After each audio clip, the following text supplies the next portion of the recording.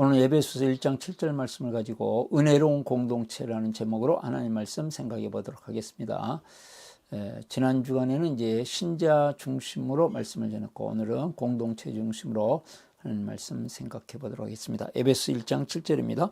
우리는 이 아들 안에서 하나님의 풍성한 은혜를 따라 그의 피로 구속 곧 죄의 용서를 받게 되었습니다. 한 주간 동안 보내면서 참 많은 사람들이 감사했습니다. 참 매일매일 여러 사람들이 감사했는데 특별히 오늘은 이제 회복의 삶 세미나를 했습니다. 거기에 우리 가정교회 신학자문위원이신 우리 김수원 교수님이 참석을 하셨고 김순성 교수님께서 마치실 마지막 시간에 이 인도자를 세우고 모든 성도들이 인도자화 될 수 있는 이거 정말로 이것은 공동체에서 중요한 것이고 정말로 한국교회와 또 가정교회를 위해서 이런 실제적인 방법들, 쉬운 방법들은 획기적이고 놀라운 것들이라는 극찬을 아끼지 않으셨습니다. 참 부족하고 여러 가지로 미흡함에도 불구하고 이런 극찬을 해주시는 것에 대해서 용기를 가졌고 또 큰 격려가 되었습니다. 우리가 살다 보면 부족한 것들이 있지만 그러나 서로 격려하고 용기를 주면서 살아갈 때 아름다운 공동체가 될 것으로 믿습니다. 오늘 말씀의 제목 다시 한번 은혜로운 공동체 되겠습니다. 자, 교회는 은혜가 풍성한 공동체입니다. 교회의 특징 중에 하나가 은혜이기 때문에 그렇습니다. 교회는 십자가의 사랑으로 서로를 섬기는 공동체입니다. 교회는 예수 그리스도를 생생하게 만나는 공동체입니다. 교회는 영원한 하나님의 나라를 오늘 볼 수 있도록 하나님께서 이 땅에 세우신 공동체입니다. 그런데 교회 생활을 하면서 우리는 이런 은혜보다는 이제 부담을 만날 때가 종종 있습니다. 또 부담만 가득한 공동체로 우리가 또 변화될 수도 있습니다. 왜 이런 일이 발생할까요? 그것의 원인과 그 해결 방법에 대해서 에베소서 1장 7절 말씀이 잘 말씀해 주고 있다고 생각을 합니다. 이제 우리들은 교회가 은혜로운 공동체가 되도록 하기 위해서 기도를 많이 해야 된다고 말합니다. 네. 기도를 많이 하는 건 맞습니다. 그런데 기도를 많이 하는 것보다 더 중요한 것은 무엇을 위해서 기도하느냐 하는 것입니다. 교회가 은혜로운 공동체가 되기 위해서는 설교가 은혜로워야 된다 이렇게 말씀들을 합니다. 역시 맞습니다. 설교가 은혜로워야 교회 전체가 주일마다 드리는 이 예배를 통해서 은혜를 받고 은혜로운 교회가 되겠죠. 그러나 더 중요한 것은 은혜 받았다고 하는 내용이 무엇이냐, 무엇 때문에 은혜를 받았느냐, 또 교인들은 설교를 통해서 무엇을 얻고자 하느냐 하는 것이 더 중요합니다. 또 교회가 은혜롭기 위해서는 찬양이 감동적이어야 된다고 말합니다. 맞습니다. 찬양이 감동될 때 마음에 감동을 얻고 은혜로운 교회가 될 수 있습니다. 그러나 이 좀 은혜로운 찬양, 정말로 감동적인 찬양이 무엇으로 말미암는 은혜고 또 기쁨이냐 하는 것이 되겠습니다. 또 교회가 은혜롭기 위해서는 감사로 충만해야 된다. 정말 핵심적인 말이죠. 서로가 서로 감사할 때 우리는 은혜로운 공동체가 됩니다. 참 감사는 매우 중요한 것 같습니다. 그러나 더 중요한 것은 무엇을 감사하느냐. 감사한데 그 사람이 감사하고 상황을 우리가 감사하는데 무엇 때문에 그 사람이 감사하느냐 하는 것은 더 중요한 문제가 되겠습니다. 오늘 말씀 에베소 1장 7절 말씀을 통해서 하나님께서 우리에게 정말로 전해주고자 하는 말씀은 공동체적인 관점을 발생. 은혜로운 공동체는 십자가의 은혜를 누리는 공동체이다.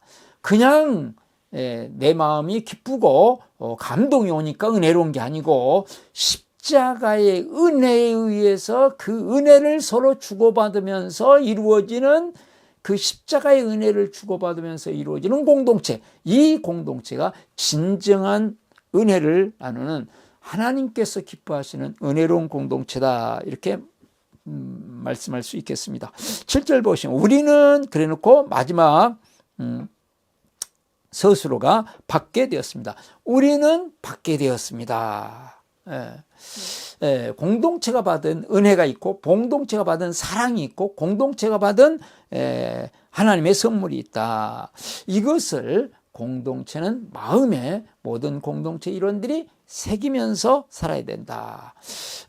이 하나님의 은혜를 마음 가운데 새겨야 되는데, 하나님께서 이미 이것은 주셨고 또 받게 되었습니다. 그렇지 않습니까?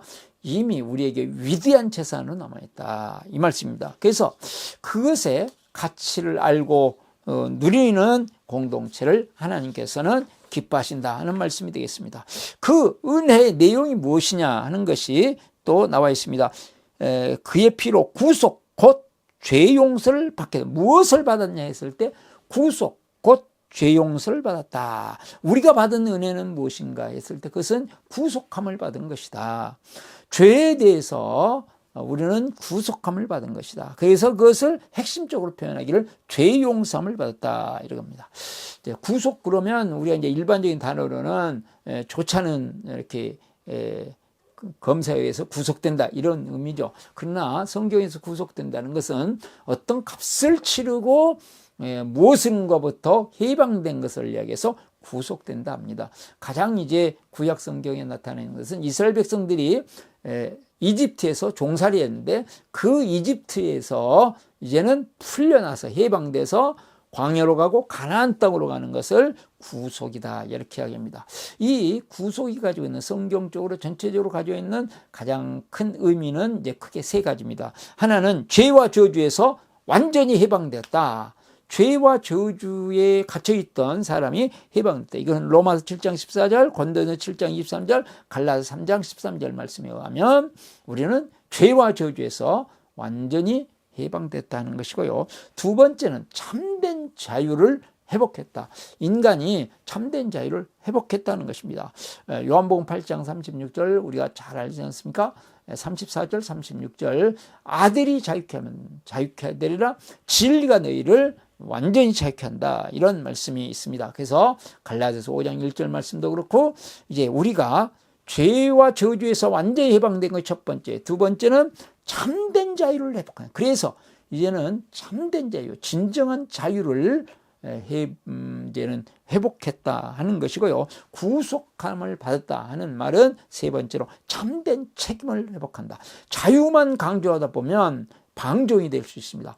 그런데 구속함을 받았다는 것은 그 해방된 은혜와 기쁨과 자유가 있기 때문에 그걸 어디에다 사용하느냐 하면 다른 사람들을 섬기는 데 사용한다. 그래서 자유와 책임은 항상 같이 가야 참된 자유가 되고 참된 책임이 됩니다. 자유가 없는 책임, 책임이 없는 자유, 다 불완전한 것이죠. 그래서 참된 회복. 이 히브리서 12장 7절 말씀을 보시면 하나님은 우리의 유익을 위하여 그의 거룩하심에 참여하게 하시느니라. 하나님의, 우리 주님의 거룩함에 참여하게 하시면서 결국은 다른 사람들을 유익하게 만들어 줘야 한다 하는 말씀이 되겠습니다. 이 구속함과 죄 용서함 받은 은혜, 이것을 우리가 받았다 하는 것이죠. 그래서 그것의 가치를 알고 우리는 감사하고 기뻐하고 그렇게 살아가십니다. 그런데 그 구속함과 그 죄 용서가 무엇을 통해서 이루어졌냐? 그의 피로 그랬습니다. 예수 그리스도의 피로, 예수 그리스도께서 십자가의 피 흘리심으로 말미암아 우리는 죄와 저주에서 해방되었고 참된 자유를 회복했고 참된 책임을 가지는 하나님의 사람이 되었다 하는 것이죠. 그러므로 정말 생명력 있는 신앙생활은 십자가의 은혜를 가슴에 새길 때 가능합니다. 능력 있는 삶은 이 십자가의 은혜를 깊이 묵상하여 은혜로운 사고방식이 되었을 때 가능합니다. 그의 피로, 십자가의 피가 우리의 사고방식과 우리의 가슴과 우리의 마음과 우리의 입술과 우리의 삶에 있을 때에 우리는 참된 구속함의 은혜를 누릴 수 있고, 죄 용서의 은혜를 누릴 수 있고, 참된 자유를 누릴 수 있고, 생명력 넘치는 삶을 살 수 있고, 능력 있는 삶을 살 수 있고, 영광스러운 삶을 살 수 있다는 말씀이 되겠습니다. 자, 그러면 이것이 어떻게 이루어졌냐? 하나님의 풍성한 은혜를 따라 그의 피로 구속 곧 죄 용서를 받게 됐습니다.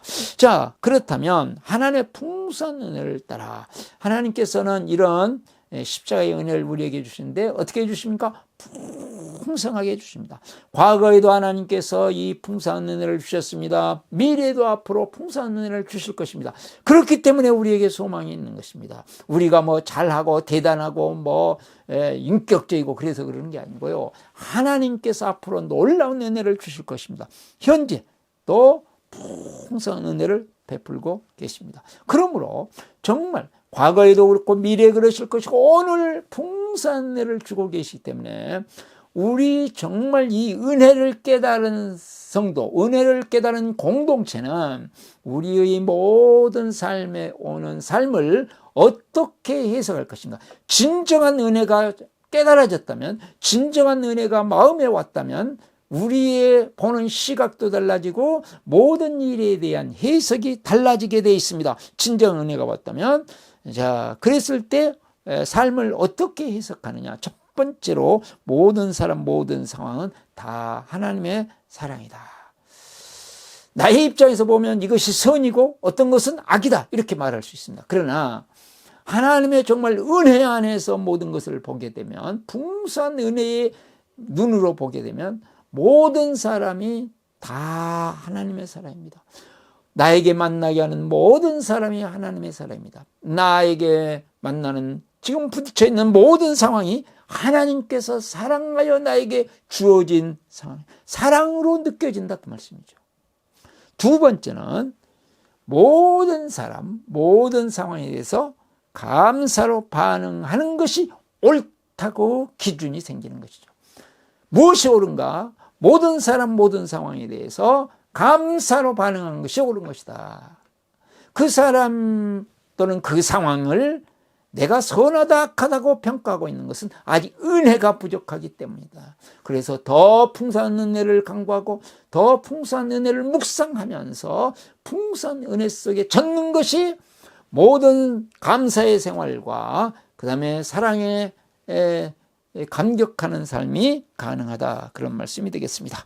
그리고 자, 이 풍성한 은혜는 어디에서 왔는가? 7절에 이 아들 안에서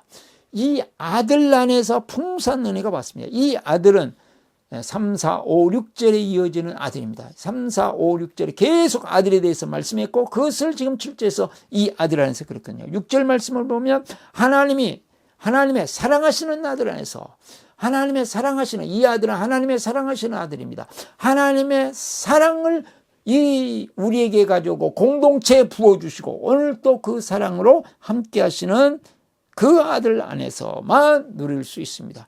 5절 말씀을 보시면 하나님은 하나님의 기뻐하신 뜻을 따라 예수 그리스도를 통하여 우리를 하나님의 자녀로 삼으시기로 작정했다. 그 말씀은 하나님의 기쁨이시고 우리에게 자녀의 특권을 부여하시는 그 아들 안에서, 또 4절을 보시면 하나님은 세상 창조 전에 그리스도 안에서 우리를 선택하시고 그랬습니다. 우리를 선택하신, 창세전에 선택한 그리스도 안에서 그 아들은 우리를 창세전에 선택한 원대한 계획 속에서 선택하신 분이고, 3절은 그리스도 안에서 하늘에 속한 온갖 신령한 복을 우리에게 주셨다 그랬습니다. 그러므로 모든 하늘의 복이 그 아들 안에 있는, 그 아들 안에서 하늘의 복을 누릴 수 있는 그 아들 안에서 풍성한 은혜를 따라서 그의 피로 구속 곧 죄 용서함을 받게 하셨습니다. 자, 그러므로 공동체 생명, 공동체 자부심, 공동체 능력, 공동체 표, 공동체 기도 제목, 공동체 찬양 무엇이 되어야 될까요? 바로 이 아들, 하나님께서 사랑하시는 아들, 하나님께서 기쁨과 하나님의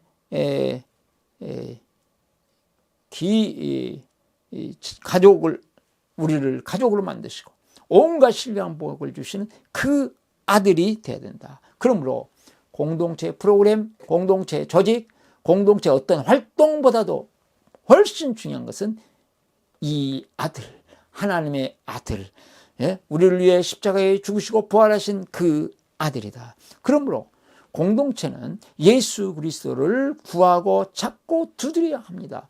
그 공동체는 예수 그리스도를 주고받는 것을 최고의 가치로 여기고 목적으로 삼아야 됩니다. 공동체는 정말 은혜로운 공동체가 어떤 공동체냐, 예수 그리스도를 찬양하고 예수 그리스도를 드러내는 것을 기쁨으로 여기는 공동체, 이게 지금 은혜로운 공동체가 됐습니다. 그래, 이러한 공동체가 될 때 참된 은혜, 정말 풍성한 은혜로운 공동체를 통해서 하나님께서 하나님의 나라를 경험하게 하시고 하나님의 나라를 이루어 가십니다. 이 세상의 죄악과 악한 세력들과 세상의 수많은 유혹과 우리 안에 있는 이 죄악의 모든 욕망을 이길 수 있도록 하시는 것은 십자가의 은혜가 풍성한 공동체이다. 그러므로 우리는 은혜로운 공동체를 사모하고 은혜로운 공동체가 되기 위해서 기도하고 은혜로운 공동체가 되도록 우리는 헌신하며 살아야 된다 하는 말씀이 되겠습니다.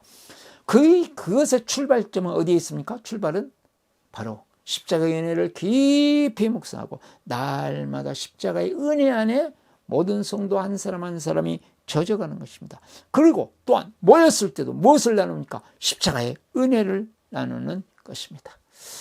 제가 이제 좀 복음을 강화하면서 또한 행복한 삶이 끝난 다음에 다른 분들하고 복음을 나누도록 할 교제를 하나님께 만들게 하셨고 그 이름을 복음으로 초대의 삶이다 하는 이제 상공부를 하나 만들었고 지금 좀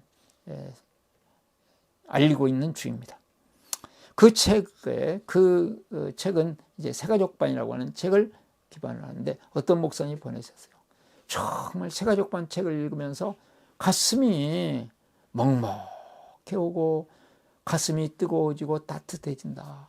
그러더니 또 오늘 그 책을 더 읽어가면서 많이 우셨대요. 그 십자가의 은혜가 막 가슴에 느껴지니까 얼마나 감동이 되지. 목회자가 책을 읽으면서 우는 것이 쉽지 않습니다. 참 감사했습니다. 그렇습니다. 십자가의 은혜가 올 때 우리는 이 세상에서 느낄 수 없는 따뜻함과 포근함을 느끼면서 은혜로운 공동체는 십자가의 사랑으로 말미암는 십자가의 은혜로 말미암아 따뜻해지고 포근한 공동체, 포근한 교회, 포근한 목장, 포근한 가정이 되는 것이죠. 자, 그러면 왜 가정과 목장과 교회가 은혜로운 공동체가 되지 못할까요? 그것은 복음을 최우선으로 두지 않기 때문에 그렇습니다. 복음은 처음 예수님을 믿을 때 필요한 것이고 그 다음부터는 우리가 예수님 믿은 다음에는 우리가 깨끗하게 살아야 되고 우리가 올바르게 살아야 되고 하나님의 말씀을 따라 지혜롭게 살아야 된다. 이거 정말 맞는 말씀이지 않습니까? 하나님의 말씀을 따라 우리가 선하게 살고 올바르게 살고 지혜롭게 살고 깨끗하게 살아야 된다. 그래서 교회의 수많은 문제는 어디에 있느냐? 올바르게 살지 않는 데 있다. 가정의 문제는 어디에 있느냐? 올바르게 살지 않는 데 있다. 다른 말로 윤리의 문제가 있다. 그러므로 우리는 삶을 고쳐야 된다. 올바른 삶을 고쳐야 된다. 다른 말로 하면 윤리를 회복해야 된다. 이것이 가정 회복이고 교회 회복이다. 이렇게 이야기합니다. 그러나 이게 참 맞는 것 같지만 핵심이 하나 빠졌습니다. 맞으면서도 또 반쪽 진리에 불과합니다. 그것은 왜 그럴까요? 복음은 처음 믿을 때도 필수입니다. 복음을 모르는 가운데 믿었다. 그게 무슨 예수님 믿는 것이겠습니까? 복음은 구체적인 복음은 예수님 믿을 때 필수입니다. 또한 복음은 우리의 모든 생각, 우리의 모든 결정, 우리의 일상적인 삶, 모든 사역의 원동력입니다. 복음으로 말미암는 삶, 은혜로 말미암는 삶, 십자가의 은혜, 부활의 생명, 능력, 영광으로 말미암는 삶은 우리의 모든 삶을 생각하게 하고 삶을서 결정하게 하고 판단하고 결정하게 하고 느끼게 하고 활동하고 사역하고 관계를 맺는 모든 것에 기본이, 원동력이, 근원이 복음이어야 된다 하는 말씀이에요. 근데 이것을 이제 빼버리니까 윤리가 나오고 그 윤리를 다른 말로는 율법이 나오는 것이거든요. 인간적인 노력과 훈련 필요하죠. 그러나 그것이 무엇으로부터 말미암나 하는 것입니다.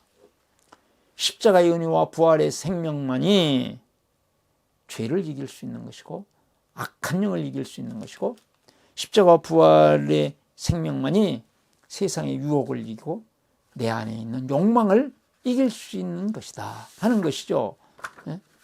다른 것으로는 이기는 것 같으나 아니다는 거죠. 복음 이외에 다른 것을 이렇게 해답을 만들려고 하는 근본 심리는 뭐가 있을까요? 이거는 인간주의라고 하는, 다른 말로 하면 맨 처음 창세기 3장 5절에 하와를 유혹했던 그런 인간주의로 돌아가게 만드는 것, 다른 말로 하면 교만함이 그 심리 속에 있다.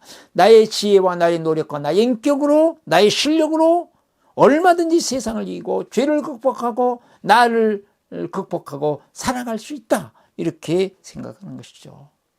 그래서 열심히 노력하고 훈련하면 우선은 효과가 있는 것처럼 보입니다. 바르게 살고 깨끗하게 살고 또 베풀면서 살고 선하게 살고 노력하면 어느 정도 효과가 있는 것으로 보입니다. 그러나 우리가 이렇게 계속 살다 보면 보통 두 가지 현상이 나타납니다. 첫 번째는 탈진이 옵니다. 복음이 계속 공급되지 않는 가운데, 생명력이 공급되지 않는 가운데 끊임없이 쏟기 때문에 이게 이제 탈진이 오는 것이죠. 물이 공급되지 않는 가운데 계속 물을 써버리면 오히려 메말라져서 쩍쩍 갈라지고 그런 마음으로 바뀌어집니다. 또 하나는 자기의에 빠집니다. 반드시 찾아오는 것입니다. 그래서 다른 삶을 정지하고 공동체를 혼란스럽게 만듭니다. 그러면 이렇게 말할 수도 있겠습니다. 복음도 중요하지만 공동체는 인간관계이기 때문에 인간관계를 배워야 되지 않느냐. 또 복음이 옳다고 하면서 중요하다고 하면서 어떤 노력도 하지 않는 것은 잘못되지 않냐. 다 맞는 말씀입니다. 그러나 인간관계를 배우는 것만으로는 안 된다는 거죠. 그 근원에 끊임없이 공급해주는 인간관계를 배우는 것이 필요한데 그것을 더 생명력 있게 만드는 것은 복음이고, 우리의 노력과 훈련이 반드시 필요한데 그것이 제대로 된 자기의가 되지 않고 은혜 안에서의 노력과 훈련이 되도록 만드는 것은 십자가의 은혜와 부활의 생명과 능력이 주어져야 된다는 말씀이 되겠습니다. 십자가의 은혜에서 나오는 이러한 기쁨, 이런 감격, 이것이 신앙생활과 교회생활을 점점 은혜롭게 만들고 은혜로운 공동체가 되게 만든다, 이런 말씀이 되겠습니다.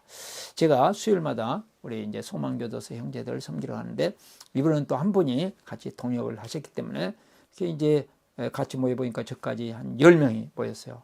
참 한 달이 지난 다음에 모였기 때문에 한 번 만나고 한 달이 지나서 이렇게 깊은 관계가 아직 형성되지 않았습니다. 그런 가운데 제가 이제 말을 하는데 그냥 지방방송을 너무 많이 하는 거예요. 당황했죠.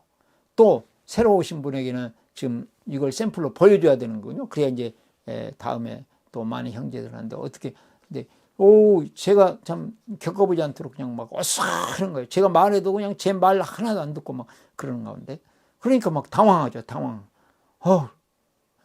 정신을 바짝 차렸습니다. 이제 감정이 발동되기 시작하면 이제 안 되기 때문에 그냥 하여간 이렇게 한 사람 한 사람 또 질문을 해가면서 이렇게 했더니 한 5분 정도 지나니까 이제 완전히 분위기가 잡혔어요. 그 5분 동안은 참 마음속으로 보이지 않게 제가 당황하고 힘들고 그랬습니다. 우리에게 생각지 않았던 이런 위기들이 찾아오면 내가 가지고 있던 이 본질이 쉽게 이렇게 나와버리죠. 그때가 중요합니다. 그때 어떻게 하느냐. 내 노력과 내 지혜와 그것을 돌파하게 할 것이냐.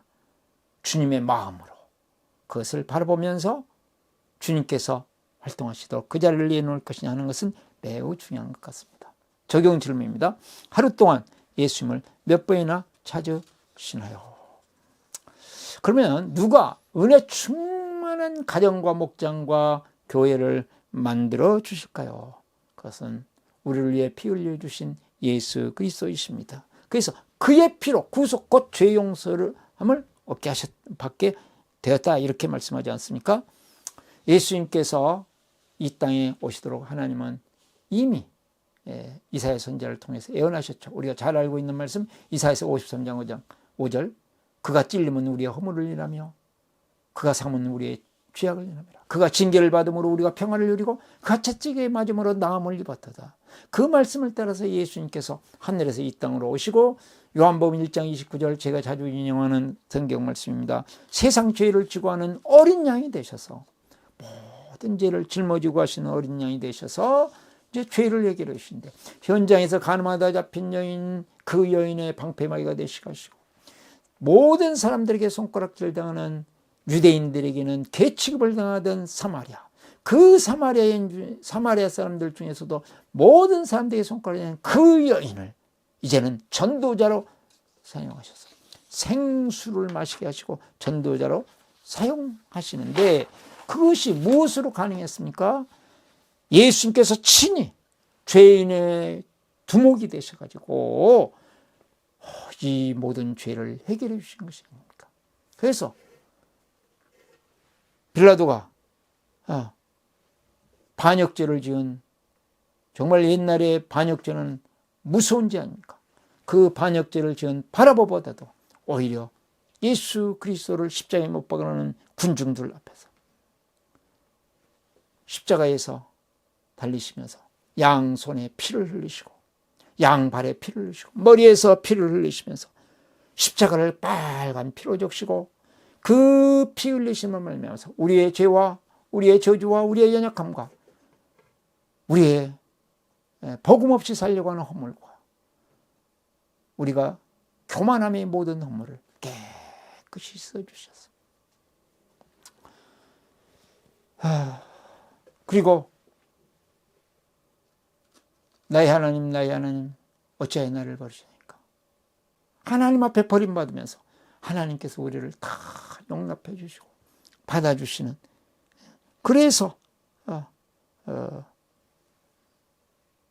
하나님의 자녀가 되어 살아갈 수 있는 그런 길을 열어주시 그것의 확증이 예수님이 부활하신 것이고 부활하신 예수님의 영이 우리 안에 오셨는데 그분이 성령님으로 우리 안에 계시고 우리와 함께 하시면서 우리로 하여금 모든 교만함을 이기게 하시고 복음 없이 살아갈 수 없도록 우리를 인도해 주십니다. 그래서 저는 이제 설교 준비를 하면서도 그렇고 또 설교를 하면서도 그렇고 끊임없이 설교 준비하면서도 몇 번 십자가를 구체적으로 묵상하고 부활을 묵상합니다.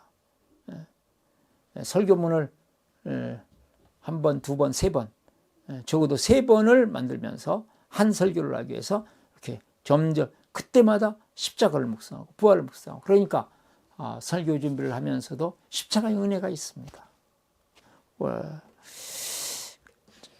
그러면 우리가 어떻게 예수님을 통해서 은혜로운 공동체를 이룰 수 있을까요? 첫 번째로 영원한 천국을 사모하고 기대합니다. 우리에게 예수님이 구속, 죄값을 치르시고 엄청난 대가를 치르시고 우리에게 생명을 주셨습니다. 죽음에서 생명으로, 무능력에서 능력으로, 비참함에서 영광으로 우리를 바꿔 주셨습니다. 이 구속의 대가 중에 하나가 영원한 천국입니다. 그래서 마태복음 13장 33절부터 34절 말씀은 아버지의 나라에서 의인은 해와 같이 빛날 것이다. 태양처럼 빛날 것이다. 그래서 이 말씀을 우리가 묵상하고 이 말씀을 상상하면서 내가 태양처럼 빛나는 은혜 안에서, 태양처럼 빛나는 사랑 안에서, 태양처럼 빛나는 영광 안에서 쭉 가는 그 모습, 우리의 가족들과 함께 그것을 즐기는 그 모습을 우리는 상상하면서 내가 상상한 것보다 훨씬 좋은 말할 수 없는 영광스러운 미래를 기대하면서 우리는 살아가는 것이죠. 그래서 저는 말씀 묵상을 하면서 매일 새벽마다 말씀 묵상할 때 늘 영원한 천국을 그 말씀 주제와 함께 그렇게 묵상을 합니다. 참 아름다운 모습이겠다. 지금은 고린도전서 12장 말씀 묵상하고 있는데 손이나 발이나 눈이나 다 소중한 존재이고 서로가 한 지체가 아파하면 온몸이 아파하며 한 지체가 영광스럽게 되면 온몸이 영광스럽게 되지 않겠느냐. 한 몸이다. 서로 잘나고 똑똑하고 대단한 게 아니다. 서로 사랑의 공동체이다. 이 말씀을 가지고 이 말씀이니까 그 말씀 속에서 서로가 위로해주고 서로 격려해주고 서로가 사랑의 대상이 되어주고 누구를 보든지 사랑스러운 아름다운 사랑하는 사람들로만 가득 찬 아름다운 천국을 묵상합니다. 그것보다 제가 그것을 상상하는 것보다 훨씬 아름다운 나라가 천국일 것이고 더 사랑이 풍성한 나라가 천국일 것이고 모든 사람들이 천사보다 더 아름답게 빛나고 영광스러운 모습으로 서로 행복을 영원토록 누리는 그 나라를 이렇게 상상하는 것이죠. 적용 질문입니다. 영원한 천국을 얼마나 사모하고 기대하시나요? 우리가 은혜로운 공동체가 되기 위해서는 앞으로 우리가 살아갈 영원한 하나님의 나라를 생각할 뿐만 아니라 두 번째, 복음을 가볍게 여기는 사람들을 위해 중보기도로 섬깁니다. 예수님이 우리를 찾아오셔서 우리를 십자가의 은혜를 주셨고 부활의 생명과 능력과 영광을 주셨듯이 우리도 아직 복음을 모르는 사람 또는 복음의 가치를 알지 못하는 사람들을 정죄하지 않고 중보기도부터 섬기기 시작하는 것입니다. 계속 기도하는 것이죠. 제가 이제 축복의 기도문을 이제 축복과 말씀과 그다음에 그것을 따르는 기도를 VIP를 생각하면서 비신자들을 생각하면서 만들어 가지고 이제 제가 필요한 분들에게 신자들에게 보내기도 하고 또 우리 이제 제가 섬기는 20여 명 정도 예수님 아직 안 믿는 분에게도 이렇게 보내는데 계속 기도하면서 보냅니다. 이렇게 기도하면서. 그러니까 어떤 분들은 그러면 또 다른 분들한테 계속 보내는 분들이 이제 꽤 있습니다. 본인만 하지 않고 또 다른 분들 기도하면서 그냥 축복 기도만 보내는 게 아니고 그것에 마음을 실어서 그분의 얼굴을 떠올리면서 하나님께서 이 축복을 이 기도를 응답해 주시기를 위해서 이렇게 하는 것이죠. 적용 질문입니다. 일주일 동안 중보기도로 섬길 분은 누구인가요? 하나님께서는 우리가 모든 죄와 저주와 또 우리의 복음 없이 살아가려고 하는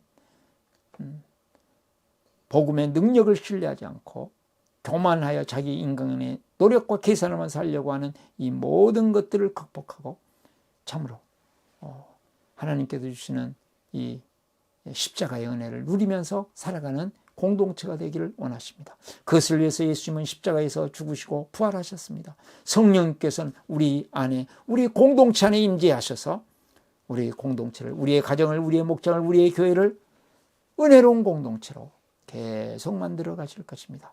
이 은혜를 찬양하고 감사하면서 점점 은혜 안에서 승리하시는 축복이 있기를 바랍니다. 오신 기도하시겠습니다. 나는 죽었습니다. 제가 주인이 아니고 예수님이 저의 주인이십니다. 예수님은 십자가에서 죽으시고 부활하셨습니다. 부활하신 예수님을 가슴으로 만나서 따라가며 간증합니다. 사랑하는 가족과 함께 영광스러운 승리를 노래합니다. 기도하겠습니다. 은혜로우신 하나님 아버지, 은혜로운 공동체, 우리의 가정이 은혜로운 공동체, 우리의 목장이 은혜로운 공동체, 우리 교회가 은혜로운 공동체가 되게 하여 주시옵소서. 자비로우신 하나님 아버지, 이 십자가의 은혜, 부활의 생명, 부활의 능력, 부활의 영광이 우리의 가슴에 와서 우리의 모든 삶이 은혜로 변화되게 하시고 성령님께서 부으시는 이 은혜로 말미암아서 날마다 승리하는 우리 가정, 우리 목장, 우리 교회 되게 하여 주시옵소서. 예수 그리스도의 이름으로 기도드리옵나이다. 아멘.